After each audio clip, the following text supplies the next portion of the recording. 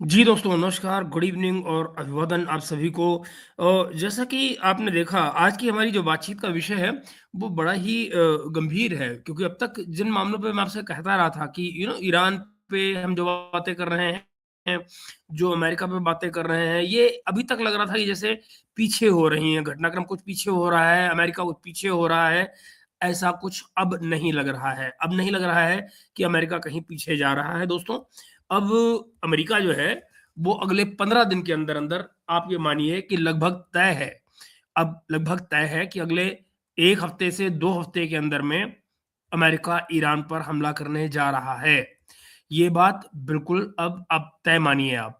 और इसके पीछे ज़ाहिर है कि बहुत सारी जानकारियाँ, सूचनाएँ तो हैं ही, पर दरअसल है क्या?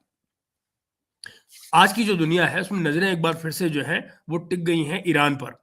अमेरिका जो है वो लगातार अपने जो सैन्य संसाधन हैं, जो उसके वार कैरियर्स हैं, जो जो वॉरशिप्स हैं, वो सारे के सारे इस समय मिडल ईस्ट में घसीट के ला रहा है हर तरफ से। एयरक्राफ्ट कैरियर, F-35 लड़ाकू विमान या आप कहिए बमबरशक उसके, चाहे वो B-2 हो, चाहे जो दूसरे मिसाइल डिफेंस सिस्टम, सब कुछ वो ईरान की तरफ इस समय बढ़ रहा है। तो सवाल ये है दोस्तों कि क्या ये सिर्फ कोई दबाव की राजनीति हो रही है या फिर वाशिंगटन के भीतर ईरान में हमला करने का एक फैसला हो चुका है? अगर हम जो अमेरिकी जो इस समय के कदम हैं, जो इस समय के जो संकेत आ रहे हैं सारे अमेरिका से, इनको अगर आप ध्यान से देखेंगे तो आप पाएँगे कि तस्वीर बहुत खतरनाक लग रही है। लंबे समय से ये तर्क दिया जा रहा था कि ये सिर्फ शो ऑफ स्ट्रेंथ है, यानी कि ताकत दिखाकर ईरान से कोई बेहतर डील निकाल ली जाए, इस तरह की कोशिश की जा रही है। लेकिन अब अब ये जिस तरह से लोग चिंता जता रहे हैं और जिस तरह के लेख आ रहे हैं, जिस तरह के बयान सामने आ रहे हैं, कुछ जो इंटेलिजेंस के इनपुट्स भी आ रहे हैं इस तरह के कि जिन लोगों के संपर्क सीधे अंदर उन अमेरिकी फौजियों के अंदर हैं, वो लोग जो इस समय बातें कर रहे हैं, उससे साफ नज़र आ रहा है कि बात अब महज़ धमकी तक नहीं रह गई है। वाशिंगटन के भीतर जो है वो 2 संभावित विकल्पों पर इस समय चर्चा की जा रही है। एक, पहला है जो 2024 में उस ऑपरेशन की तरह से पिछले साल जो जून में हुआ था 12 दिन का, और जिसके अंत में आपको याद होगा अमेरिका कूद पड़ा था उस लड़ाई में और अपने B-2 जो बमबरशक उसके विमान हैं, बम्बर्स B-2, वो उसने उत्तरी ईरान के कुछ इलाकों पे मिडनाइट स्टाइल में छापा मारा था। मिडनाइट हैमर कहा गया था उस ऑपरेशन को, मिडनाइट हैमर। और दूसरा ये कि जो असली है हमला जो है वो इज़राइल कर दे, ये भी एक तरीका है, दूसरा विकल्प। और अमेरिका उसके पीछे खड़ा होकर उसको फ़ौजी मदद दे, लॉजिस्टिक की मदद दे, पॉलिटिकल मदद दे। और ये दोनों ही जो परिस्थितियाँ हैं, उनका नतीजा सिर्फ़ एक है और वो है लड़ाई, जंग, युद्ध। फ़र्क सिर्फ़ इतना है कि जो पहला ऑप्शन है, वो सीधे अमेरिकी हमला है और जो दूसरा है, वो इज़राइल के ज़रिए एक किस्म से प्रॉक्सी हमला है कि भई अमेरिका हमला करना चाह रहा है, लेकिन उसके बिहाफ़ पर इज़राइल हमला कर रहा है। ये बात कुछ उस तरफ जा रही है। तो इस समय पर एक बात जो बहुत अहम नज़र आ रही है, वो ये है कि वाशिंगटन पर जो तमाम इज़राइली लॉबी है, उसका दबाव बहुत बढ़ गया है।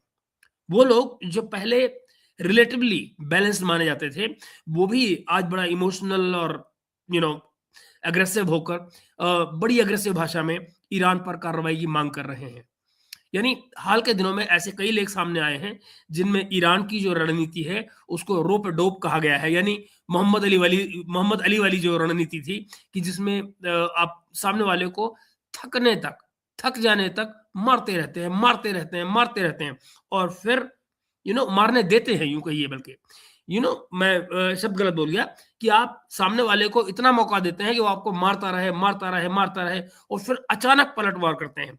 अचानक पलटवार करते हैं। इन लेखों में अमेरिकी वार्ताकारों पर भी हमला किया जा रहा है। उन्हें कमज़ोर और धोखा खाने वाला बताया बताया जा रहा है। इस तरह की बातें दोनों ही तरफ से, दोनों ही पक्षों की तरफ से लिखी जा रही हैं। तो आए देखें, ये जो दबाव है, ये सिर्फ़ लेखों तक सीमित नहीं है। अमेरिका और इज़राइल की जो पॉलिटिक्स है, उसमें जो पैसा लगाने वाले बड़े-बड़े जो दानी लोग हैं, लॉबी समूह, जो तरह-तरह के लॉबी समूह हैं या मीडिया का जो नेटवर्क है, फॉक्स इंक्लूडेड, ये सब के सब मिलकर एक माहौल बना रहे हैं। माहौल जिसमें अगर अब ईरान पे हमला ना किया गया, इस किस्म का नैरेटिव दिया जा रहा है कि अगर अब ईरान पे हमला नहीं किया गया, तो ईरान और ज़्यादा मजबूत हो जाएगा और फिर कल उसको रोकना जो है, वो नामुमकिन हो जाएगा। जो बहस का फोकस है दोस्तों, वो सिर्फ न्यूक्लियर प्रोग्राम से हटकर अब ईरान की जो बैलिस्टिक मिसाइलें हैं, जो हमास और जो हिजबुल्लाह जैसे ग्रुप हैं, उनके समर्थन पर बात आ गई है। वैसे मित्रों, कभी एक बात को जरा गौर से सोचिएगा। मैं आपके साथ एक बात शेयर करता हूँ और ये बात मैं अपने कॉन्टेक्स्ट में भी कर रहा हूँ। अपने कॉन्टेक्स्ट इन द सेंस कि ये जो हम आज की बातचीत कर रहे हैं या जो हम अपने भारत की बातचीत करते हैं और भारत के साथ में इन संबंधों की बात करते हैं, चाहे ईरान के हों, इस क्षेत्र की जो पॉलिटिक्स है उसकी जब बात करते हैं, कभी गौर से देखिएगा दोस्तों। सच्चाई ये है कि अमेरिकन्स को ये भी नहीं पता है प्रॉपरली, जो उनके वॉरिंग जो वॉरिंग फैक्टर्स हैं, कि भाई शिया और सुन्नी का फर्क क्या होता है। शिया मुसलमान क्या होते हैं, सुन्नी मुसलमान क्या होते हैं। और प्रॉब्लम क्या है? प्रॉब्लम ये है दोस्तों कि अफगानिस्तान की जो लड़ाई हुई, अफगानिस्तान की लड़ाई में ये जो जितना पूरे का पूरा सुन्नी मुसलमान जो दुनिया थी, ये अमेरिका के साथ में आई थी और इसने उनके साथ काम किया। तमाम जिहादी जितने थे वो इनके साथ काम कर रहे थे। इनको सिर्फ वो गुट पता लगा कि हाँ, मुसलमान ऐसा होता है। उनकी एक एक वर्ल्ड पिक्चर बन गई उनके दिमाग में, एक मुस्लिम दुनिया का एक जो यूनिवर्स खिंचा, वो सुन्नी मुसलमानों का खिंचा। उनको लगा सारे मुसलमान ऐसे ही होते हैं। जबकि सच ये है दोस्तों कि मुसलमान तमाम तरह के होते हैं। मुसलमान एक तरह के नहीं होते। और आप ज़रा गौर से देखिएगा, अगर कभी इन इन अमेरिकन्स ने अपने मन से गौर से सोचा होता, अपने दिमाग लगाया होता, इन इन अमेरिकन्स ने कभी पढ़ने, लिखने की, जानने की, समझने की कोशिश की होती सामने वालों को, तो इनको पता लगता कि जिन तमाम आतंकवादी तत्वों के खिलाफ अमेरिका लड़ रहा है, ईरान भी तो उन्हीं से लड़ रहा है। ये बात इनको समझ ही नहीं आई। अमेरिको को इस बात की समझ नहीं आई दोस्तों कि दरअसल ईरान उन्हीं तत्वों से लड़ रहा है जिनसे खुद अमेरिका भी लड़ रहा है। और जरा सोचो, पैराडॉक्स क्या है सारी बात का? वो ये कि अमेरिका उसी ईरान को मारने चला है। मजे की बात एक और, आखिर पिछले तमाम दशकों का इतिहास देख लीजिए। 1953 में जब एक डेमोक्रेटिकली इलेक्टेड सरकार का तख्ता पलट किया गया था, सीआईए और MI6 इन दोनों ने मिलकर यहाँ पर ईरान में एक डेमोक्रेटिकली इलेक्टेड सरकार का तख्ता पलटा था। मोहम्मद क्या नाम था उनका। और और फिर आप ये देखिए, उसके बाद में किसको लाके बिठाया था? शाह को लाके बिठाया था। शाह की बाकायदा की इमेज बिठाई गई कि पता नहीं वो कितना बड़ा लिबरल था। उसकी अकेली क्वालिटी ये थी, अकेली क्वालिटी वो ये थी कि वो अमेरिकन के जूते चाटता था। और आज ये फिर से तैयारी कर रहे हैं उसी तरह की कि उसके बेटे को लाकर यहाँ बिठा दें। तो मित्रों, ये जो प्रायोरिटीज की गड़बड़ है जो अमेरिकन ने कर रखी है, आज से नहीं, दसियों सालों से कर रखी है, उनकी प्रायोरिटीज ही गलत है। मगर मैं आपको लेकर चलूंगा इस समय इन प्रायोरिटीज पर, तो मेरे ख्याल से हम किसी दिन अलग से बैठ के बात करते हैं। लेकिन मैं सबसे पहले आपको लेकर चलता हूं ये कि ये जो नैरेटिव गढ़ रहे हैं अपनी इस आज की लड़ाई के लिए, और दरअसल इस लड़ाई में होने क्या जा रहा है, इस पर भी हम बात करेंगे। सागर, मैंने आपका कमेंट देख लिया है, हम इसमें बात कर लेते हैं अभी इसके इस सारी के बाद में, आखिर में। तो दोस्तों, मैं जैसा मैंने कहा कि इस समय पर जो तमाम लेख आने शुरू हो रहे हैं, जो बहस चल रही है, वो बैलिस्टिक मिसाइलों, हमास और हिजबुल्लाह, इस तरह के जो समर्थन, इनको जो समर्थन दिया गया है, इन पे आ गई है। इसी बीच एक भ्रम और गढ़ा गया है जनता के सामने। वो क्या है? ये कि ईरान के प्रॉक्सी टेरर के कारण इजराइल लगातार असुरक्षित है, इजराइल इनसिक्योर है, क्योंकि ईरान तमाम प्रॉक्सी टेरर फैला रहा है। जबकि जमीनी हकीकत जो सॉरी जो जमीनी आंकड़े हैं वो कोई और कहानी कहते हैं। 1982 में, जरा सोचिए, मैं आपको फैक्ट्स दे रहा हूं इतिहास से। 1982 में हिजबुल्लाह के बनने के बाद से लेकर आज तक ईरानी समर्थित जो समूह रहे हैं, उनके द्वारा जो इजरायली नागरिक मारे गए हैं, अब तक जो इजराइल के ईरान के प्रॉक्सीज ने जो इजरायली मारे हैं, उनके और उनके तमाम फौजियों की संख्या जो है वो कुछ हजार से भी कम है, फ्यू थाउजेंड से भी कम है। लेकिन दूसरी तरफ सिर्फ पिछले कुछ सालों में अगर आप गौर से देखिएगा कि इजरायली ऑपरेशनों में कितने फलस्तीनी मारे जा चुके हैं, ये है वो फर्क। और सुनिए, कितने फलस्तीनी मारे जा चुके हैं, कितने घायल हुए हैं या अपना घर बार खो चुके हैं। गजा की कहानी किसी से छिपी नहीं है। इसके बावजूद जो कहानी है वो हमेशा ऐसे सुनाई जाती है मानो सारे का सारा आतंक जो है वो ईरान ही फैला रहा हो। जैसे ईरान ही सारे सारे का सारा टेररिज्म जो है दुनिया भर में फैला रहा हो और बाकी सब लोग जो हैं तमाम मुस्लिम दुनिया वो जैसे ईरान के खिलाफ लड़के जो ईरान का जो टेररिज्म है उसको बचा रही हो। ये सीधी-सीधी बकवास है, झूठ का पुलिंदा है। ईरान की नज़र से अगर देखें दोस्तों, तो ये सारी की सारी जो परिस्थितियाँ हैं, जो सारी की सारी परिस्थिति है, ये बिल्कुल उल्टी है। कैसे? 1979 की जो इस्लामिक क्रांति हुई थी, उसके बाद से लेकर अब तक ईरान ने धीरे-धीरे ये निष्कर्ष निकाला, ये अपने लिए ये बात निकाली कि भाई वो एक तरह से अमेरिका के साथ लगातार लड़ाई की हालत में है। क्यों? कभी अमेरिका उसके ऊपर आर्थिक प्रतिबंध लगा देता है, कभी गुप्त ऑपरेशन कर रहा होता है, उसमें मोसाद भी शामिल है और तख्तापलट के प्रयास किए जाते रहते हैं। कभी पड़ोसी देशों के ज़रिए उसके ऊपर लड़ाइयाँ थोप दी जाती हैं। इवन जो अफ़गानिस्तान में हुआ, उसका इम्पैक्ट भी तो आखिरकार ईरान पर आया ना। तो ये तमाम बातें ऐसी हैं जिनके चलते 1979 के जो इस्लामिक रिवॉल्यूशन जो आया, उसके बाद में ये लगातार वहाँ पर फीलिंग आती रही कि भई अमेरिका जो है वो हमारे खिलाफ है और हमारे खिलाफ साजिशें कर रहा है। जो कि मुझे कहने में कोई गुरेज़ नहीं कि भाई वाक़ई में ये सच है और अमेरिका ने लगातार ईरान के खिलाफ साजिशें की हैं, इसको लेकर किसी के मन में कोई भ्रम नहीं होना चाहिए।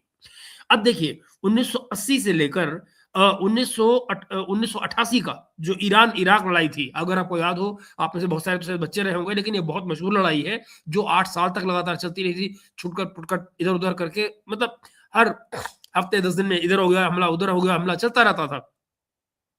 उस ज़माने में अखबार भरे रहते थे इसकी रोज़ की खबरों से।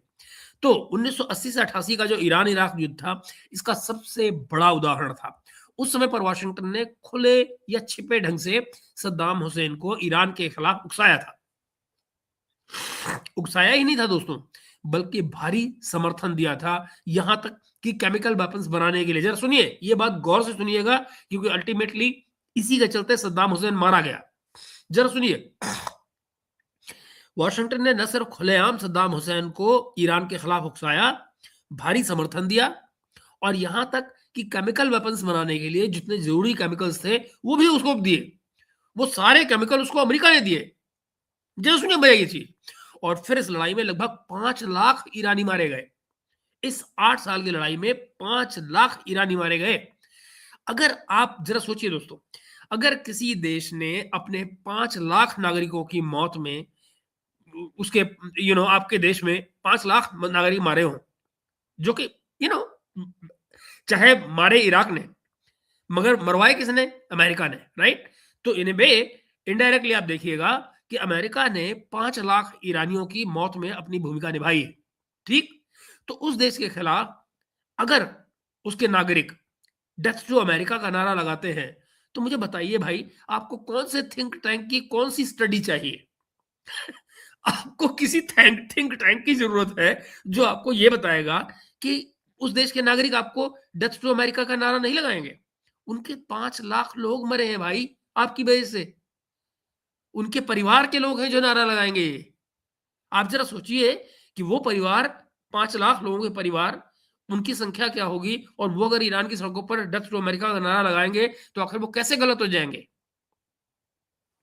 ये सवाल है दोस्तों जो मैं आपके लिए छोड़ रहा हूँ। ये सोचने की ज़रूरत है कि जो अमेरिका आज रोता है इस बात को कि वहाँ हमारे खिलाफ नारे लगते हैं, क्यों नहीं लगेंगे भई? आपने जो किया है वो कोई भलाई का काम था क्या उनके लिए? और उसके बदले में आप उम्मीद क्या कर रहे हैं? गुलाब के फूल? तो इसी तरह 1983 में लीजिए, ज़रा देखिए 1983 में लेबनान का जो शहर है बेरूत, तो बेरूत में अमेरिकन मरीन पर जो बैरक में हमला हुआ था, उसको अमेरिकन मीडिया ने लगभग बिना वजह, बिना किसी एविडेंस के उसको एक आतंकी हमला बना के पेश कर दिया। और लेकिन उससे ठीक पहले अमेरिका का अपना जो युद्धपोत था, वो लेबनान की जो शिया आबादी थी, याद रहे शिया आबादी, लेबनान की शिया आबादी, ईरान की आबादी टोटल शिया। सो ईरान की लिया आबादी, वहां भी शिया आबादी। तो लेबनान की जो शिया आबादी थी, उसके इलाके में लगातार अमेरिकी जहाज जो है वो बमबारी कर रहे थे। ये 1983 की बात है।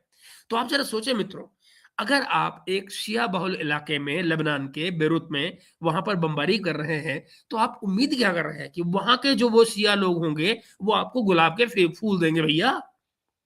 आई मीन क्या उम्मीद कर रहे हैं आप लोग?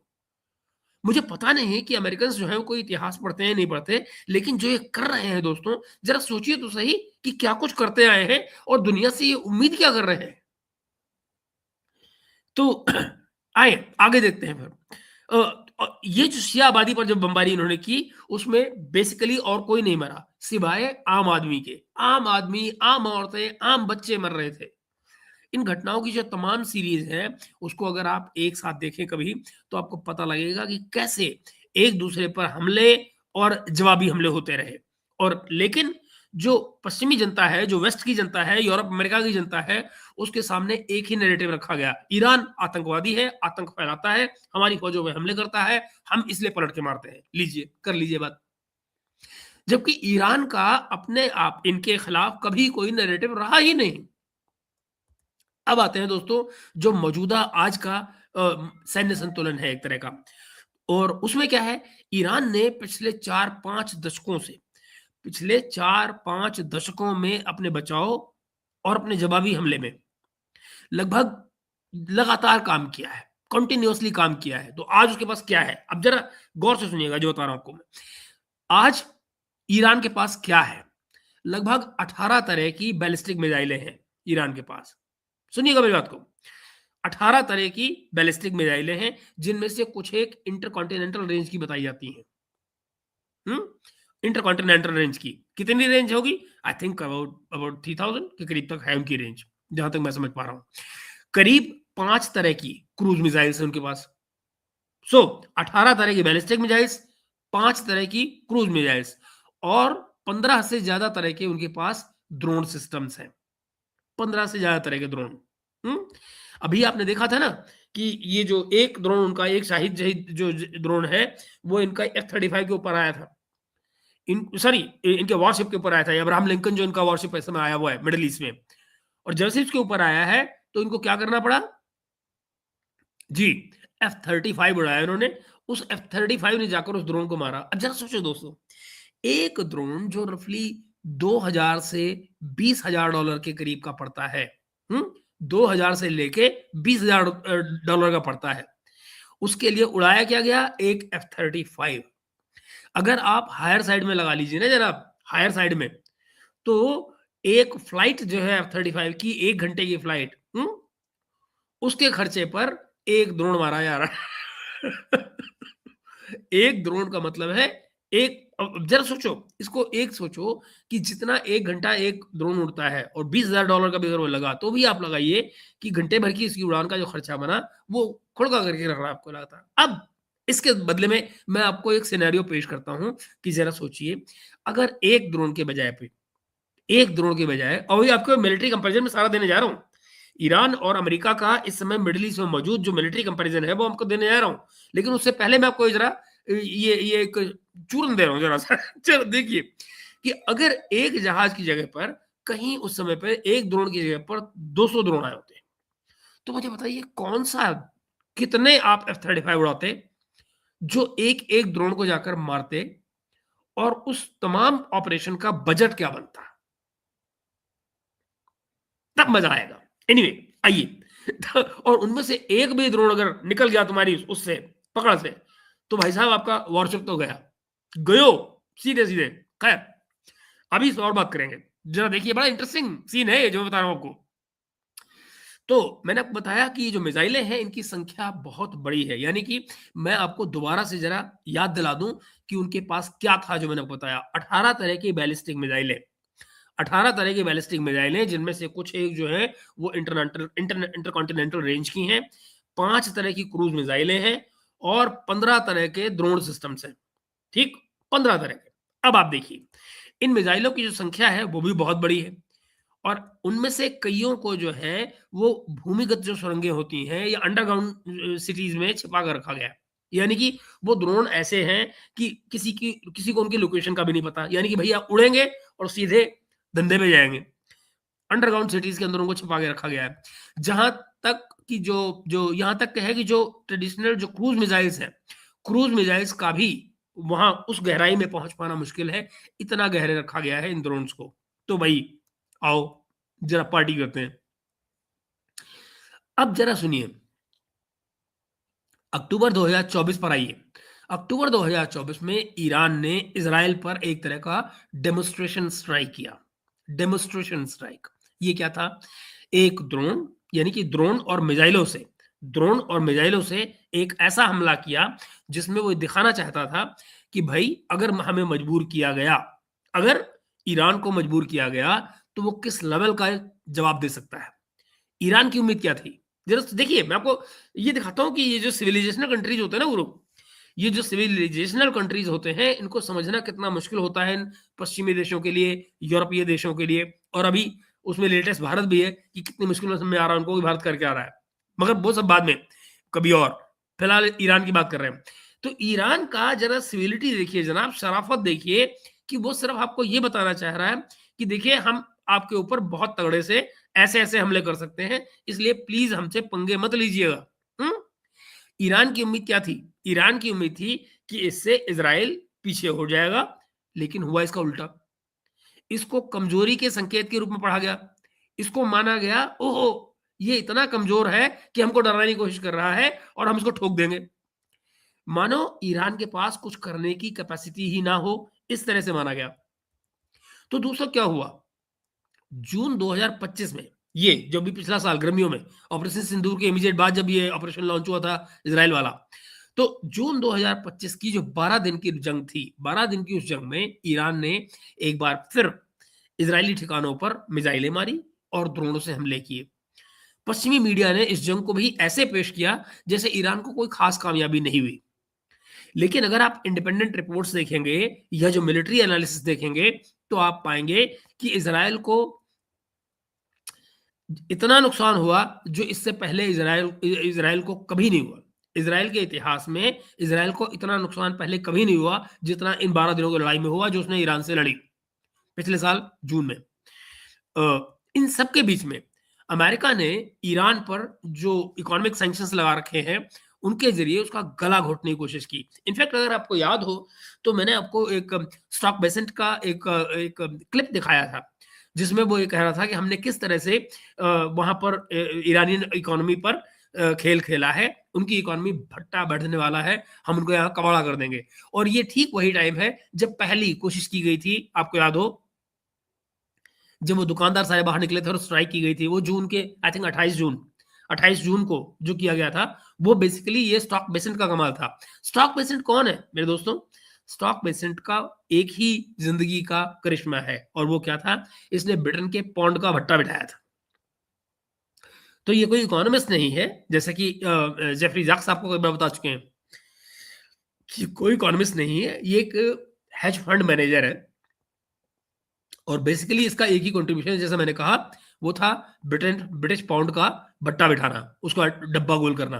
तो उसी तरह का ऑपरेशन इसने ईरान में लॉन्च करने की कोशिश की और ईरानी इकोनॉमी का कबाड़ा करने की कोशिश की। और बेशर्मी ये है कि उसको बाकायदा उसने एक्सेप्ट किया एक जवाब में जर्नलिस्ट के। खैर, आइए आगे चलते हैं। तो इस बात को जो जो इसने स्वीकार किया, इस बात को स्टॉक मार्केट ने, कि ईरान की जो अर्थव्यवस्था थी उसको बेसिकली मैक्सिमम डैमेज पहुंचाने के इरादे से उसने ये सब कुछ किया था। ईरान की जो मुद्रा थी, उसकी जो बैंकिंग सिस्टम था, उसकी जो तेल की बिक्री थी, उन सबको निशाना बनाया गया था उसकी स्कीम के जरिए।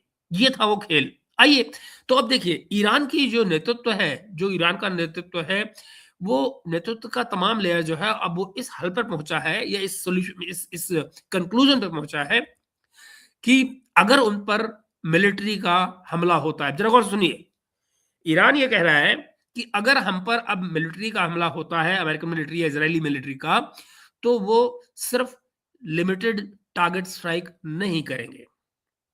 वो लिमिटेड टारगेट स्ट्राइक नहीं करेंगे, वो पहले वार नहीं करेंगे, पहला हाथ नहीं उठाएंगे ईरान के लोग, ये वो कह रहे हैं।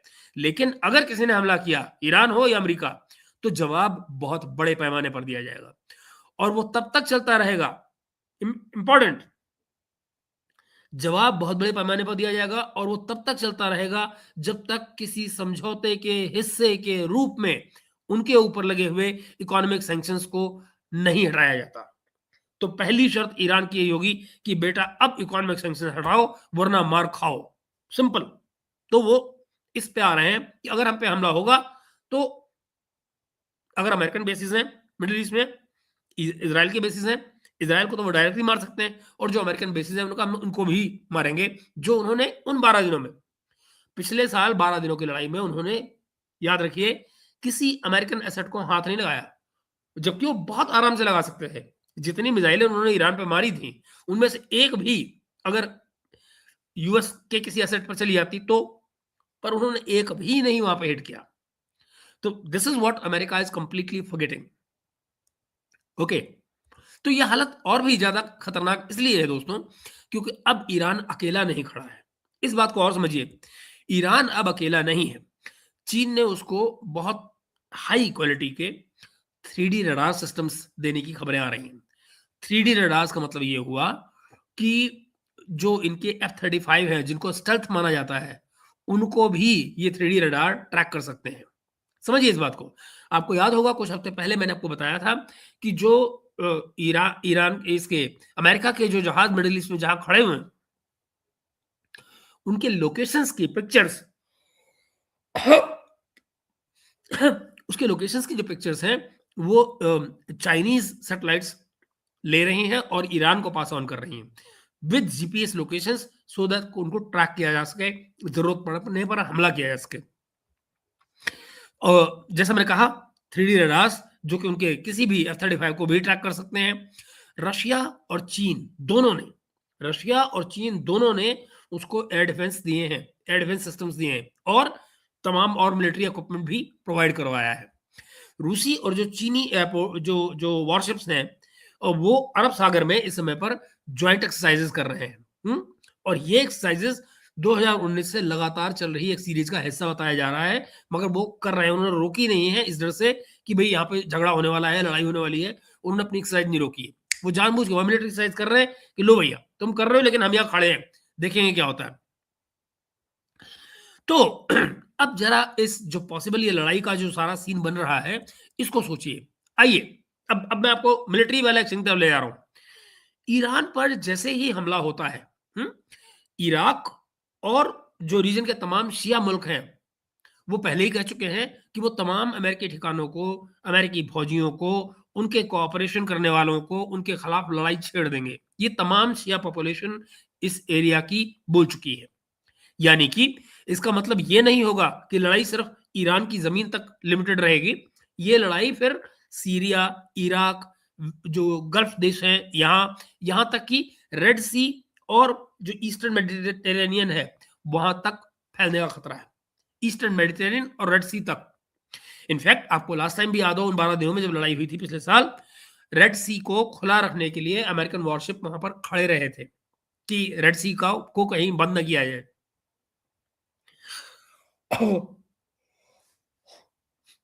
सॉरी दोस्तों, सॉरी। आइए, तो अब हम चलते हैं आगे और आपको दिखाते हैं आगे कहानी। तो ईरान जो है वो अपने हमलों में, जरा गौर से सुनिए, जेरूसलम, जेरूसलम जैसे जो धार्मिक स्थान है और बेहद सेंसिटिव माने जाते हैं, जेरूसलम बहुत सेंसिटिव माना जाता है, जेरूसलम को टारगेट करने से रुकेगा नहीं। या हो सकता है कि रुके, शायद रुके या बचे, लेकिन हाइफा नहीं बचेगा, जो तल अवीव है नहीं बचेगा।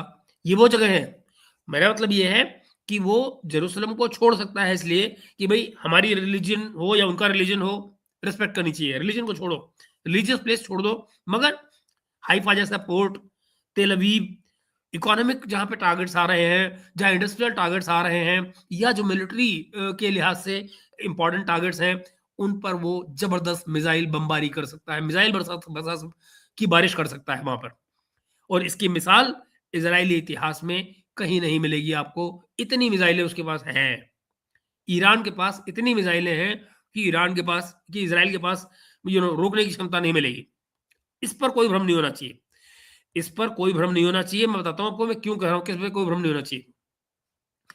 इस पर कोई भ्रम नहीं होना चाहिए कि थार्ड हो या पैट्रियट मिसाइलें हो या आयरन डोम हो, किसी तरह की जो मिसाइल डिफेंस सिस्टम्स जो हैं, वो हर हमले को रोक लेते हैं। इस गलतफ़हमी से बाहर निकल आना चाहिए। कोई भी कोई भी एयर डिफेंस सिस्टम 100% सब कुछ सब हर टाइम पर नहीं रोक सकता। ये सिस्टम जो है, ये एक लिमिटेड नंबर में इनकमिंग मिसाइलों को या इनकमिंग टारगेट्स को रोकने के लिए बनाए जाते हैं। ठीक? ईरान जैसी जो स्थिति है, उसमें अगर ईरान एक सिचुएशन अटैक करता है, सिचुएशन अटैक आप समझ रहे हैं मैं क्या कह रहा हूँ? ये वो है कि भई अगर आपकी जो कैपेसिटी है वो 70 या 80 टारगेट्स एक साथ करने की है और मैं आपके पास 200 जहाज एक साथ भेज देता हूँ, तो आप किसको टारगेट करोगे? आप एक साथ 70 जहाज ही करोगे ना। चलो बाकी बाकी का खेला हो जाएगा। तो इन सिस्टम्स को अगर आप ये देखिए कि अगर सिचुएशन अटैक किया जाता है, तो एक साथ सैकड़ों मिसाइल, ड्रोन सारे एक साथ चल दिए।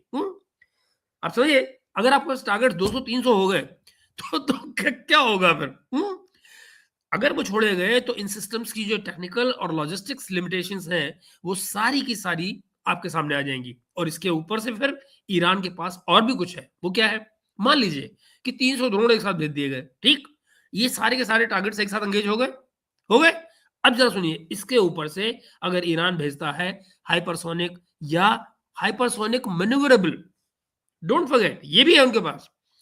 ईरान के पास आज की तारीख में हाइपरसोनिक मिसाइलें हैं ऐसी जो मैन्यूवरेबल है, जिनको वो रास्ते में ट्रैक चेंज कर सकते हैं, जगह चेंज कर सकते हैं, टारगेट चेंज कर सकते हैं।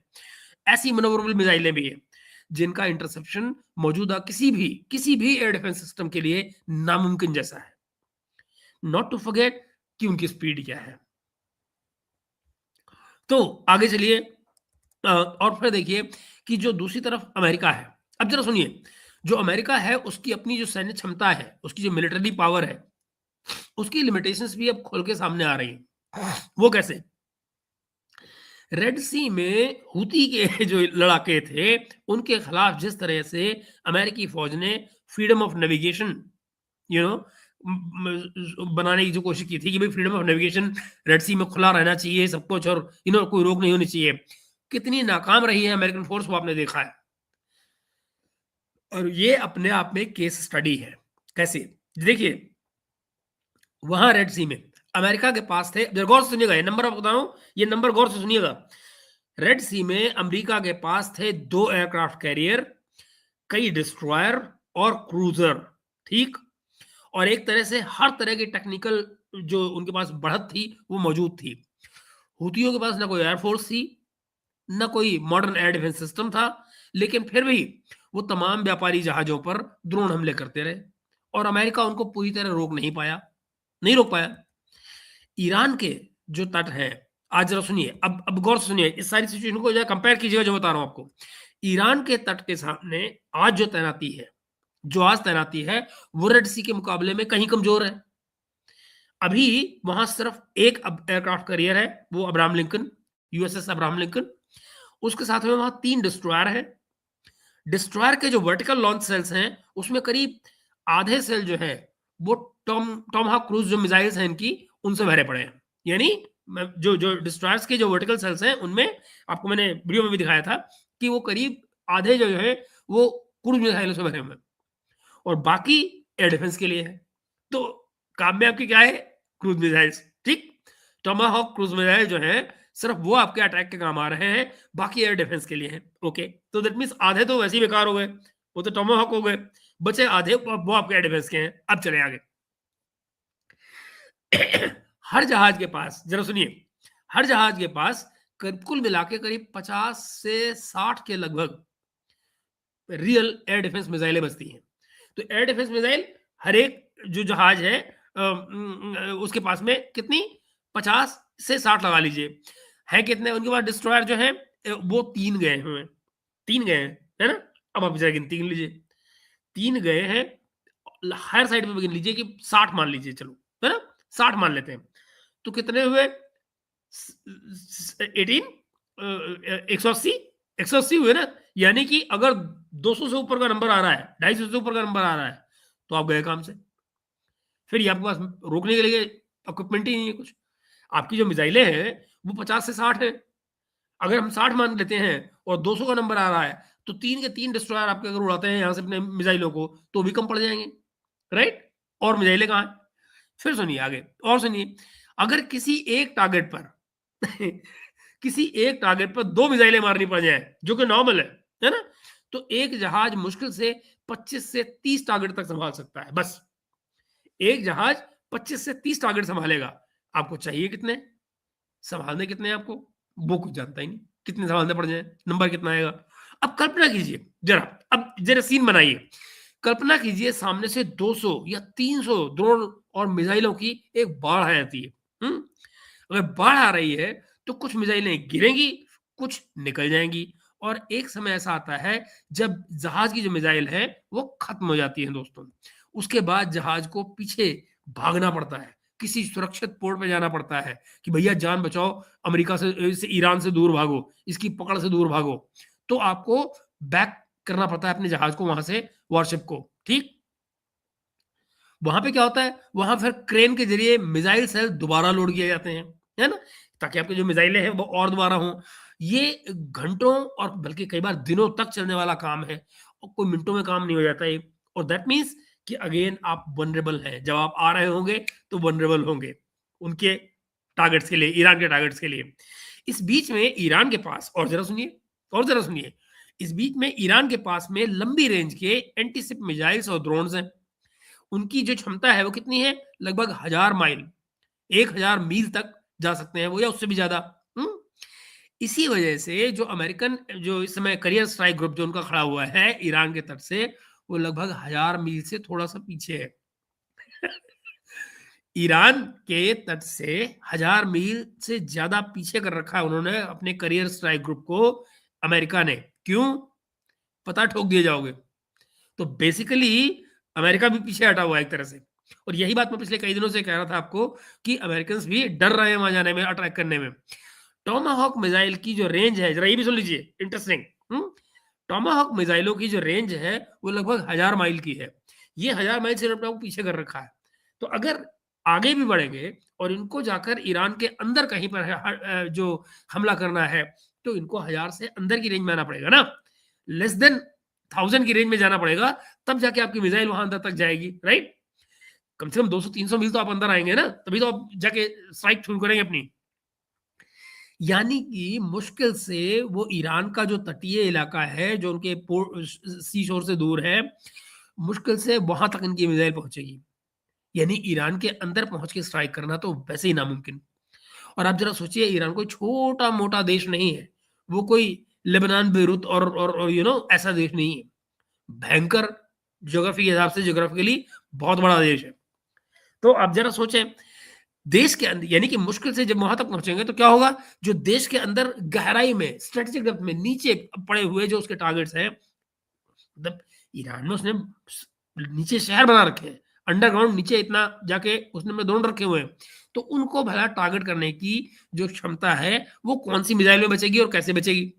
ये एक सवाल है, बहुत लिमिटेड हो जाती है। आगे देखिए, ये सब मिलकर हमको क्या दिखाता है दोस्तों? ये सब मिलकर हमको ये दिखाता है कि जिस अमेरिकी ताकत को, जिस मिलिट्री पावर को, अमेरिकन मिलिट्री पावर को हम दसियों सालों से अजेय मानते रहे हैं, वो अब नई टाइप का जो लड़ाइयाँ शुरू हो गई हैं, नई तरह के जो वॉर बन गए हैं, इनके सामने अब वो एक सीरियस सीरियस चुनौती का सामना कर रही है। हाइपरसोनिक मिसाइलें, सस्ते लेकिन डेंजरस किस्म के ड्रोन स्वार्म, और जो ज़मीन के नीचे बसे हुए मिसाइलों के पूरे शहर हैं, ये, और फिर रशिया और चाइना की जो टेक्नोलॉजी है, इस सब ने खेल की परिभाषा बिल्कुल बदल दी है। तो अगर मित्रों हम पिछले 20 सालों का 20 सालों की जो लड़ाइयाँ हैं, उसको अगर स्टडी करें, तो क्या पाते हैं कि अफ़गानिस्तान, इराक, सीरिया, लीबिया, ये तो साफ दिखता है इन लड़ाइयों में कि दुनिया की सबसे महँगी और जो तकनीकी रूप से उन्नत सेनाएँ भी हर जगह नहीं जीत पाती हैं। इससे कोई फ़र्क नहीं पड़ता कि आप मिलिटरीली आप कितने स्ट्रॉन्ग हैं। लेकिन हर जगह आप जीत जाएँगे, इसकी गारंटी कभी नहीं होती। अफ़गानिस्तान में 20 साल तक अमेरिका लड़ा है, और ज़रा सोचिए किस बेशर्मी और बेइज़्ज़ती के साथ में भागा है वहाँ से। अमेरिका को बिना किसी क्लियर कट विक्ट्री के अफगानिस्तान से भागना पड़ा है। वियतनाम का किस्सा आपको याद होगा सारे का सारा। इराक में आज भी इराक में आज भी इंस्टेबिलिटी फैली हुई है, मिलिशिया वहाँ ब बैठे हुए हैं, और पॉलिटिकल कॉम्बिनेशन वहां पे बिगड़ा पड़ा हुआ बुरी तरह से। इनफैक्ट सो मच सो कि मित्रों, आप जरा मुझे इतिहास में देखकर मुझे आज तक बताइए कोई एक देश कोई एक देश जहां अमेरिका ने इंटरफेरेंस की हो और वहां पे कोई नॉर्मल डेमोक्रेसी कभी वापस आई हो। ये एक सवाल है। इजराइल के मामले में भी यही पैटर्न दिखता है। यानी गाजा जैसे जो छोटे छोटे इलाके हैं, 5 मील चौड़ा 25 मील लंबा, यही था ना गाजा, 5 मील चौड़ा 25 मील लंबा, पूरी तरह से घेर रखा है इजराइल ने। उसके पास 3 लाख से ज्यादा के फौजी हैं, टैंक्स हैं, ड्रोन हैं, जेट्स हैं, सब कुछ है। इसके बावजूद वहां पूरी तरह से सिक्योरिटी का वादा इजराइल अपने लिए भी नहीं कर पा रहा है, अभी तक नहीं कर पा रहा है। 75,000 की गिनती आती है, लगभग 75,000 लोग मारे जा चुके हैं अब तक गाजा के अंदर, लेकिन कंप्लीट विन आज तक नहीं आ पाई है। तो जरा देखिए, और वहां भी इस तरह का निर्णय नहीं ले पाया है कोई कि उसके बिना, उसके जो फौजी जो हैं वो बिना किसी परेशानी के गाजा में आज भी घूम सकते हैं, जबकि इलाका जरा सा है। जरा सोचिए, जरा सा इलाका, लेकिन आज भी इजराइल का फौजी गाजा में जाकर सेफ नहीं है ना? तो सवाल ये है कि इतने सारे एग्जाम्पल्स हमारे सामने हैं कि जो जो मिलिट्री पावर्स हैं उनकी लिमिटेशंस होती हैं, फिर भी हर एक लड़ाई का समाधान जो है वो हम आखिर वॉर में ही क्यों ढूंढने लग जाते हैं। जो पश्चिमी राजनीतिक वर्ग है सारे का सारा, जो पॉलिटिकल सेक्शन है वेस्ट का, और जो मेन स्ट्रीम मीडिया है, उसने विरोधी देशों की इतनी जबरदस्त डिमोनाइजेशन की है। डिमोनाइजेशन, बिल्कुल उनको दैत्य बना के पेश कर रखा है कि उनके साथ में बैठकर दरअसल कोई सीधा सीधा डिप्लोमेटिक सॉल्यूशन ढूंढना असंभव जैसा लग रहा है, इम्पॉसिबल है। क्यों? क्योंकि माइंडसेट ये बना हुआ है कि ये तो इंसान ही नहीं है। अब जरा देखिए, 9/11 के बाद में मैं आपको ये इतिहास बता रहा हूँ जरा। जब 9/11 हुआ था अमेरिका का, तो उसके बाद में रशिया के जो प्रेसिडेंट थे उस समय पे, हमारे पुतिन जो थे, ये तब भी थे। पुतिन ने अमेरिका को सहयोग की ऑफर की थी। उन्होंने कहा कि चलो मिलकर काम करते हैं और इस तरह का जो टेररिज्म हो रहा है दुनिया में कहीं भी, इसको खत्म करते हैं, ताकि दोनों देश जो है, यानी अमेरिका और रशिया मिलके, और जो मिलिट्री, जो जो टेररिज्म है, जो रेडिकल एलिमेंट्स हैं दुनिया में, और जो टेररिज्म है, इसके खिलाफ काम किया जा सके। ईरान ने भी अफगानिस्तान में तालिबान और अलकायदा जैसे जो ग्रुप हैं, इनके खिलाफ इनडायरेक्टली सपोर्ट किया था। इनफैक्ट आपको हंसी आएगी, मैं आपको बताऊं, ये बात है जब अमेरिका अफगानिस्तान में डेमोक्रेसी लाने के चक्कर में लगा हुआ था, उन दिनों एक बॉन कॉन्फ्रेंस शुरू हुई थी। जर्मनी का शहर था बॉन, पहले राजधानी हुआ करता था, आजकल तो बर्लिन है, पहले बॉन हुआ करता था। तो बॉन में एक कॉन्फ्रेंस हुई थी, और आप यकीन नहीं मानेंगे अगर मैं आपको ये बताऊं, या आप पढ़ लीजिए, गूगल कर लीजिएगा, आपको पता लग जाएगा। अफगानिस्तान में डेमोक्रेसी का प्रपोजल जानते हैं किसकी तरफ से आया था? ईरान की तरफ से। और वहां पे शासन में कौन था? यही लोग जो आज हैं, यही शासन में थे। खोमेनी का ही शासन था। इस्लामिक रिपब्लिक ऑफ ईरान ने बोन कॉन्फ्रेंस में अफगानिस्तान के लिए डिमांड की थी, यहां पर डेमोक्रेसी लाइए, यहां पर डेमोक्रेसी ही चल सकती है, यहां पर डेमोक्रेटिक शासन होना चाहिए। तो जरा बताइए कि वास्तविकता में डेमोक्रेसी के लिए कौन खड़ा था, कौन काम करना चाह रहा था, और कौन उसके खिलाफ काम कर रहा था, किसके इंटरेस्ट जुड़े हुए थे वहां पर। अफगानिस्तान की जो हालत आज हुई है, वो इसलिए नहीं हुई है। मैं आपको एक और देता हूं, जरा सोचिए, 1979 में जब अफगानिस्तान के अंदर रशियन फोर्सेस आई थी, क्या कोई इन्वेजन हुआ था क्या? कोई रशिया ने दौड़ लगा दी थी अफगानिस्तान के ऊपर? कोई हमला कर दिया था अफगानिस्तान के ऊपर? जी नहीं। वहां की मौजूदा सरकार ने इनवाइट किया था उनको। आप इतिहास देख लीजिए, मैं कोई कुछ गलत नहीं कर रहा हूं आपको। और उसके खिलाफ ये अमेरिका ने फिर सोवियत यूनियन को बर्बाद करने की साजिश चली थी। वो इकोनॉमिक, वही स्टॉक बेंसन वाला जो भी है, ईरान में करने की कोशिश कर रहे हैं। प्रॉब्लम क्या है दोस्तों, कि अब दुनिया को ये जो खेल खिलाड़ी का खेल रहा है अमेरिका, ये समझ आ चुका है।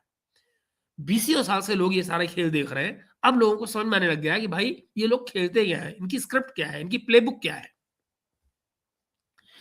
तो अब देखिए, ईरान में जैसा मैंने आपसे कहा कि ईरान ने यहाँ अफगानिस्तान में भी अलकायदा जैसे ग्रुप्स के खिलाफ बाकायदा लड़ाई लड़ी है। लेकिन कुछ ही सालों बाद आप देखिए, वही पॉलिटिकल वेस्ट जो है वो सीरिया में इन्हीं लोगों के खिलाफ मिलके रिजीम चेंज की कोशिश करने लगा। आप मुझे बताइए ना, आज की तारीख में आज की तारीख में जो सीरिया में रूल कर रहे हैं वो लोग कौन है? क्या वो अलकायदा के लोग नहीं? और याद कीजिए वो ईमेल जो हिलरी क्लिंटन ने कभी भेजी थी, अलकायदा इज विद अस। तो अलकायदा विद अस कैसे हो सकता था भाई? एक टेररिस्ट ग्रुप जिसने तुम्हारे 9/11 किया, वो तुम्हारे साथ कैसे हो गया भाई? और तुमने उसको साथ मिला कैसे लिया? ये ये ऐसे-ऐसे खेल है दोस्तों, ऐसी-ऐसी ऐतिहासिक चीज़ें हैं कि जिनको अगर आप सोचें और पढ़ें तो रोंगटे खड़े हो जाते हैं कि दरअसल सच और झूठ के बीच में इतना मामूली फ़र्क है कि आपको पता ही नहीं लगता कि कौन सच्चा है, कौन झूठा है। यू नो आपको खुद फैसले करने पड़ते हैं। ओके। तो वहाँ रिजीम चेंज की कोशिश करने लगा और ये देखिए कि दुनिया उन्हीं लोगों के लिए जिनको वो दुनिया के लिए खतरा बता रहा था। अल-कायदा को दुनिया के लिए खतरा बता रहा था और आज वही अल-कायदा है जिसको खुद अमेरिका के लोगों ने ले जाकर सीरिया में गद्दी में बैठा रखा है। क्या कहें? आइए, तो जब चीन ने सऊदी अरब और ईरान के बीच रिश्ते सुधारने की पहल की थी। आपको याद होगा इनको बुला के वहाँ चाइना में बिठाया गया था और इनकी दोस्ती कराई गई थी और आज दोनों देशों के बीच में डिप्लोमैटिक रिलेशन एस्टेब्लिश हो चुके हैं। दोनों की एम्बेसियाँ हैं वहाँ पे, दोनों के राजदूत हैं एक-दूसरे के यहाँ। तो उस समय पर इज़राइल के भीतर ये आवाज़ें उठी थी कि अगर एंटी ईरान जो जो गठबंधन है, वो अगर टूट रहा है, तो हमें ये देखना चाहिए कि ईरान के साथ किस तरह के तालमेल और बातचीत के रास्ते खोले जा सकते हैं। ये बातें इज़राइल के अंदर उठी हैं। नॉट टू फॉरगेट इज़राइल के अंदर भी सेम आवाज़ें हैं। इज़राइल में भी लोग हैं जो कहते हैं कि भई लड़ाई-झगड़ा नहीं होना चाहिए। मगर कुछ रेडिकल एलिमेंट्स भी हैं और जिनकी चलती है। तो आप देखिए कि जब सऊदी अरब और ईरान का झगड़ा खत्म हुआ तो इजराइल ने उस वक्त ये आवाजें उठी कि भाई क्यों ना हम भी एक ऐसा रास्ता अपनाएं कि जिससे मिडल ईस्ट में जो अरब कंट्रीज हैं, ईरान है, हमारे रिश्ते ठीक हो जाएं। तो और क्या हम बातचीत के रास्ते खोल सकते हैं, अपने डिप्लोमेटिक रिलेशन एस्टेब्लिश कर सकते हैं, ट्रेड कर सकते हैं, जो नॉर्मल स्टेट्स करती हैं। आखिरकार दोनों का कोई साझा बॉर्डर तो है नहीं, ईरान का और इजराइल का कोई बॉर्डर थोड़ा ही लगता है। क्यों लड़ाई लड़ रहे भाई? और ना ही कोई डायरेक्ट उनका जियोपॉलिटिकल कोई कंट्रोवर्सी है, कुछ भी नहीं है। अगर आप सोचो तो ईरान और इजराइल के बीच में लड़ाई किस बात की है? ये ठीक वैसा ही सवाल है कि अगर कोई ये भी कहे, मैं बड़ा अनबायस्ड बात कर रहा हूँ आपसे, कि पाकिस्तान और इजराइल के बीच में क्या समस्या है? तो कुछ भी नहीं, आइडियोलॉजिकल होने के अलावा और कोई समस्या नहीं है। कोई ना कोई झगड़ा है, ना कोई टंटा है। एनीवे, चलिए आगे बात करते हैं। तो इन दोनों देशों का मैंने कहा ना कि कोई जियोपॉलिटिकल लफड़ा नहीं है, कोई बॉर्डर जुड़ा हुआ नहीं है, लेकिन लेकिन इन आवाज़ों को दबा दिया गया इज़राइल में। उनको आवाज़ों को बाहर नहीं आने दिया गया और मेन स्ट्रीम मीडिया में फिर वही पुराना नैरेटिव आ गया कि ईरान अज़ली दुश्मन है, ईरान हमारा अज़ली दुश्मन है। जैसे पाकिस्तानी भारत के लिए कहते हैं, भारत हमारा अज़ली दुश्मन है। उससे बातचीत करना मूर्खता होती है, गद्दारी होती है। आप जानते हैं ना, भारत पाकिस्तान में भी तो नारा दिया जाता है ना, मोदी का जो यार है, गद्दार है। वो कहाँ से आता है? यहाँ से आता है। ये है वो नैरेटिव कि जो हमारा अज़ली दुश्मन है, उससे बात करना, उससे साथ किसी तरह के रिलेशन रखना, ये गद्दारी के बराबर है। इसीलिए ये नारा बनता है, मोदी का जो यार है, गद्दार है। सच्चाई ये है दोस्तों कि शाह के ज़माने में ईरान में अपॉलजी सच्चाई ये है कि शाह के ज़माने में ईरान में ईरान और इज़राइल के बीच में अच्छे रिश्ते भी थे। Can you believe it? Can you believe it? Shah के ज़माने में ईरान और इज़राइल के अच्छे रिश्ते थे। और देखिए इन प्रिंसिपल दोबारा भी अच्छे रिश्ते बन सकते हैं। अगर दोनों तरफ की जो पॉलिटिकल पावर्स हैं, जो आइडियोलॉजिकल जो उनकी हार्डनेस है, उसको ढीला किया जाए, तो और अगर जब एक सोच हो, जब सोच ही एक हो, क्या सोच है भाई? ईश्वर ने हमको ये ज़मीन दी है और यहाँ बाकी के लोगों का कोई हक नहीं। तो फिर भैया किसी की बातचीत की गुंजाइश बहुत कम रह जाती है। जब आप हक जमा दें, ये ज़मीन हमारी है, यू नो तो फिर बात ही खत्म हो गई ना। अगर कोई लेन-देन की बात हो रही है, ले-दे के मामले तय कर रहे हैं, तो फिर आप इस तरह की कट्टरता की भाषा नहीं बोल सकते। ईरान के बारे में ये भी याद रखना चाहिए कि 1979 की जो इस्लामिक रिवॉल्यूशन आया था, उसके बाद से उसने खुद आगे बढ़कर 79 से लेकर आज तक खुद आगे बढ़कर ईरान ने कभी किसी देश पर अटैक किया ही नहीं।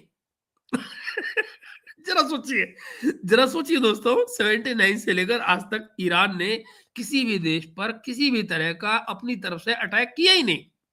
उसने अपने सहयोगी की मदद की, अपने प्रॉक्सीज की मदद की, अपने जो हमारे अलाइज हैं उनकी मदद की। सीरिया के जो राष्ट्रपति थे बशर अल असद, उन जो इस्लामिक उग्रवादियों के खिलाफ समर्थन दिया, हुँ? लेबनान उनको भी समर्थन दिया सीरिया में इसने, और फिर लेबनान और इराक में हुँ? जो शिया ग्रुप्स थे, उनको सहारा दिया। ठीक है ना? लेकिन ये मॉडल कभी वैसा नहीं रहा जैसा अमेरिका या इज़राइल का था, जो सीधे-सीधे मिलिटरीली इंटरवेंशन करते हैं। ईरान ने वो कभी नहीं किया। इसके पलट, इसके बिल्कुल अपोज़िट रिकॉर्ड ये भी दिखाता है दोस्तों कि अमेरिका और उसकी एजेंसियों ने दसियों सालों तक उन्हीं उन्हीं तमाम सुन्नी रेडिकल ग्रुप्स को मदद भी दी, ट्रेनिंग भी दी, जिन्हें बाद में ग्लोबल टेररिज्म भी कहा गया। मगर उन ग्लोबल टेररिस्ट को किसने बनाया, किसने फंड किया, किसने ट्रेनिंग दी, किसने हथियार दिए? जिस दिन आप इस सवाल पे जाएँगे, तो आप देखेंगे वहाँ वही यही अमेरिका खड़ा हुआ है। तो अफ़गानिस्तान में सोवियत संघ के खिलाफ, चेचनिया में रशिया के खिलाफ। By the way, not to forget, आप जानते हैं चेचनिया में अमेरिका के लिए लड़ने कौन गया था? आप हैरान होंगे, यही सुन्नी मुसलमान। यही सुन्नी मुसलमानों को अमेरिका ने, इन्हीं टेररिस्टों को जिसको उसने फंड किया और ट्रेन किया, इन्हीं में वो रशिया रशिया में चेचनिया के खिलाफ लड़ने के लिए अमेरिका ले गया। यही मुसलमान वहां इस्तेमाल हुए। और फिर मिडल ईस्ट के कई हिस्सों में यही सब चलता रहा। ईरान इन तमाम ग्रुप से लड़ता रहा, लेकिन जो वेस्टर्न जनता है उसके सामने उसको दुश्मन बनाकर ही पेश किया गया हर वक्त। तो ये वो समस्या है। अच्छा, फिर जब हम इस तमाम के तमाम संभावित ईरान युद्ध के मोड़ पर आज खड़े हैं, जहां पर आज खड़े हैं, इसको देखिए, तो एक तरफ जहां अमेरिका, इजराइल और उनके जो तमाम अलाइज हैं, उनका मिलिट्री, इकोनॉमिक और पॉलिटिकल गठजोड़ है, तो दूसरी तरफ एक ऐसा ईरान है जो अपने इतिहास, अपने घाव और अपनी नई मिलिट्री कैपेबिलिटीज के साथ में खड़ा है। उसके पीछे रशिया और चाइना की पॉलिटिकल और स्ट्रेटेजिकल शैडो है। पूरे क्षेत्र में, पूरे के पूरे रीजन में शिया समूह फैले हुए हैं और इस बार वो हटने के मूड में नहीं दिखाई दे रहे हैं। तो मित्रों, फैसला ये नहीं है, फैसला अब ये नहीं है कि ईरान मजबूत है या कमजोर, ईरान अच्छा है या बुरा है। असली बात यह है कि क्या ईरान एक बार फिर वही ईरान के साथ में वही गलती दोहराई जा रही है कि जो इराक वक्त में की गई, अफगानिस्तान में की गई, लीबिया में की गई और सीरिया में की गई। यानी कि लड़ाई शुरू तो कर दी गई, लेकिन खत्म कैसे किया जाए ये नहीं पता। और उसके बाद की जो वहाँ का जो पॉलिटिकल ऑर्डर है, वो कैसा होगा, इस पर भी कोई गंभीर योजना नहीं है, कोई बातचीत नहीं है, कोई सोच विचार ही नहीं है। अगर ईरान पर हमला होता है, अगर ईरान पर हमला होता है दोस्तों, तो ये बहुत संभव है कि जो लड़ाई है वो लिमिटेड ना हो, सीमित ना हो। ये लड़ाई खाड़ी के देशों में, इराक में, सीरिया में, लेबनान में, यहाँ तक कि कॉकस और रेड सी तक फैल सकती है। तेल की सप्लाई, जो ग्लोबल इकोनॉमी है, जो रिफ्यूजी क्राइसिस आएगा, इन सब पर इसका इम्पैक्ट आएगा। सवाल सिर्फ इतना सा है कि क्या वॉशिंगटन या तेल अवीव की जो लीडरशिप है, उनके पास इतनी समझ, इतना विजन बचा है कि वो आखिरी मिनट में भी ब्रेक लगाएं। वरना हम सब एक ऐसी जंग की तरफ बढ़ रहे हैं जिसका कोई अंत साफ नजर नहीं आता। तो मित्रों, इसको अब आप अपने कमेंट्स में बताइएगा कि दरअसल आपको इस बारे में आपके विचार क्या है। मैं आपके तमाम जो जो कमेंट्स हैं वो अभी ले लेता हूं और हम आगे बात करते हैं। आइए।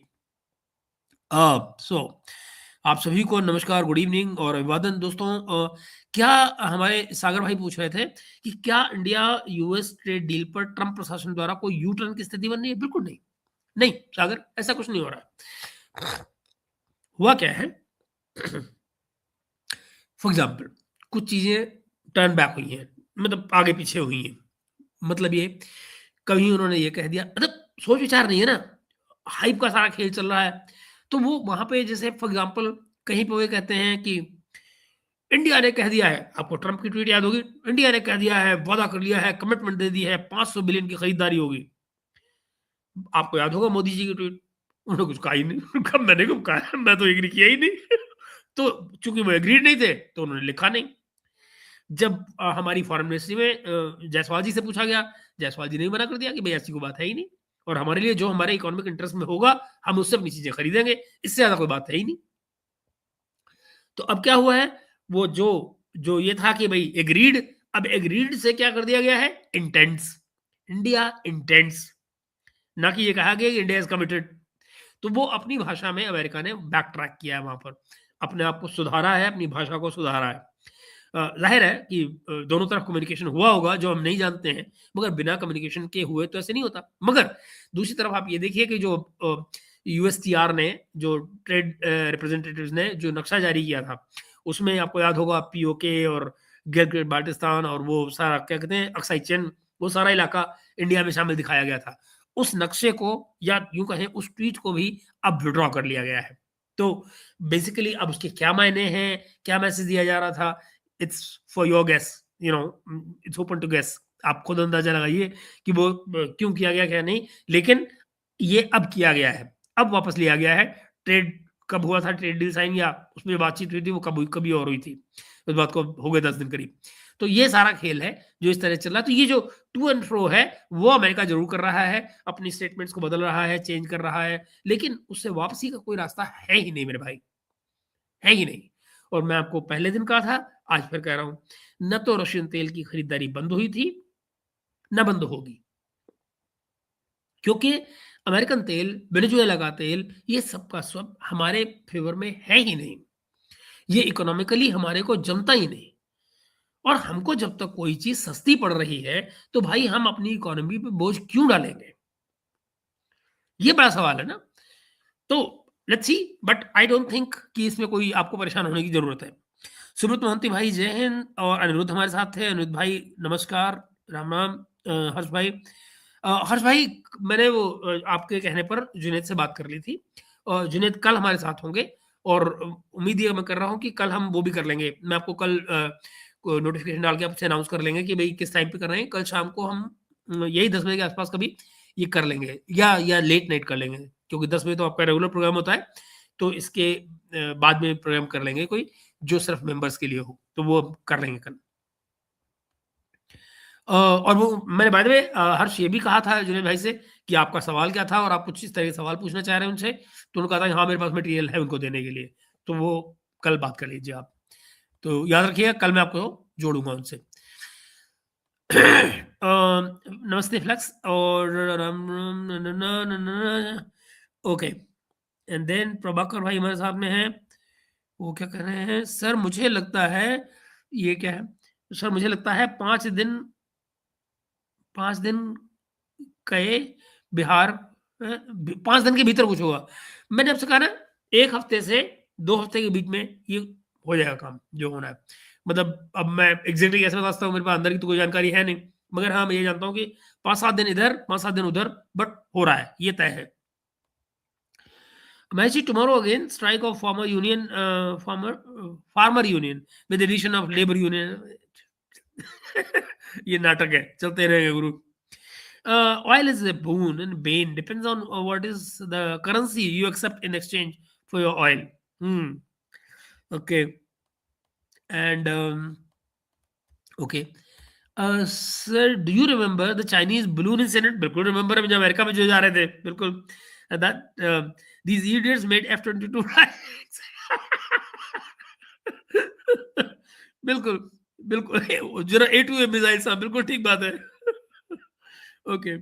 सर ईरान को भी पता है अमेरिका की सबसे बड़ी वीकनेस उसका डॉलर, अगर डॉलर कमजोर होगा तो अमेरिकन अपने मिलिट्री बेसिस को फंड नहीं कर पाएगा, इसलिए ईरान भी यही डी डॉलराइजेशन को सपोर्ट करता है। तो गुरु पहले तो बेचारे को ट्रेड में तो आए, मुसीबत तो ये है चंदन कि ईरान तो मेन स्ट्रीम ट्रेड में भी नहीं है। अगर उसका तेल बिकने लग जाए, एक्सपोर्ट लग जाए, सैंक्शन हटे, तो आप पाएंगे कि दुनिया की इकोनॉमी में बड़ा चेंज आ सकता है। अमेरिका इस समय देखिए आप, बिना प्रॉपर एनर्जी के यूरोप की हालत खराब है, यूरोप की इंडस्ट्री का भट्टा बैठा हुआ है, राइट। अगर ये चीज़ें बेहतर हो जाएँ, ईरान का ऑयल बाज़ार में आ जाए, तो आप ये पाइएगा कि यू नो जो जो एनर्जी क्राइसिस है दुनिया में, वो सारा खत्म हो जाता है वहाँ से। आगे देखें तो फ्लेक्स हमारे कह रहे हैं आगे लेता हूँ कमेंट को कि सर आई डाउट जेरूसलम पर अटैक करेगा उसका भी नहीं, नहीं मैंने कहा कि जेरूसलम पर नहीं करेगा क्योंकि उस पे रिलीजियस सेंसिटिविटी शामिल है, वो जेरूसलम पे नहीं करेगा, लेकिन जो इनके इकोनॉमिक बेसिस है जो जो पोर्ट हैं इनके, जो जो मिलिट्री इनके इंस्टॉलेशंस के जगह हैं, उन पर वो करेगा और जमकर करेगा। ये मेरा कहना था। जेरूसलम में वो रिलीजियस सेंसिटिविटीज़ है और मैंने कहा ना कि दोनों तरफ की सेंसिटिविटीज़ जुड़ती हैं वहाँ से, तो वो उसको नहीं करेगा, ये मेरा अंदाज़ा है। और फिर आपको मैं बताऊँ, ये एक प्रॉब्लम भी होती है, आइडियोलॉजिकल कंट्रीज़ जो होती हैं, वो नुकसान बर्दाश्त करने के बावजूद भी इस तरह के कामों से बचती हैं। सर अगर रशिया ने सपोर्ट में कुछ आर्सेनिक दे दिए, तो फिर अमेरिकन्स को तो फिर टोमाहॉक मिसाइल ज़ेलेंस्की को देने की बात कर रहे थे, लेकिन ज़ेलेंस्की को पोपट बना दिया। अरे गुरु एक बात बताओ, किस-किस को कितना दोगे? सवाल ये है कि जो प्रोडक्शन लेवल है, आप कभी गौर से इसको चेक करिएगा। टोमाहॉक मिसाइल्स की जो प्रोडक्शन है, वो इतनी लिमिटेड है अमेरिका के अंदर, कि कंपनी को बनाने की ज़रूरत ही नहीं थी ज़्यादा। तो वो कहाँ से दे देंगे ज़ेलेंस्की को? और अगर ज़ेलेंस्की को देंगे, तो अपने को क्या सप्लाई करेंगे? अमेरिकन फोर्सेस को तो सप्लाई करनी है लगातार। सागर भाई हमारे कह रहे हैं, कॉलेज के दिनों में हमारे प्रोफेसर द्वारा मिसाइल वॉरफेयर का वर्णन हमारे अपने शब्दों में किया गया था। तब हम सोचते थे कि मिसाइलें चलने लगी तो क्या कुछ हो जाएगा। आज लगता है मिसाइलें आम बन चुकी हैं। अब तो परमाणु देखना है। भगवान न करे यार, देखने के लिए बचेगा कौन अगर वो चल गया तो। और अब तो परमाणु देखकर भी हमें आश्चर्य और भय की अनुभूति होगी। लगता है दुनिया हमारे भूतकाल के डरों से आगे निकल चुकी है। मुझे लगता है ये परमाणु को देखने की बात भी हो भी सकती है। कहाँ से देखेंगे? देखने के लिए बचेंगे नहीं, जब चल गया तो खत्म। कटोरा शरीफ बोर्ड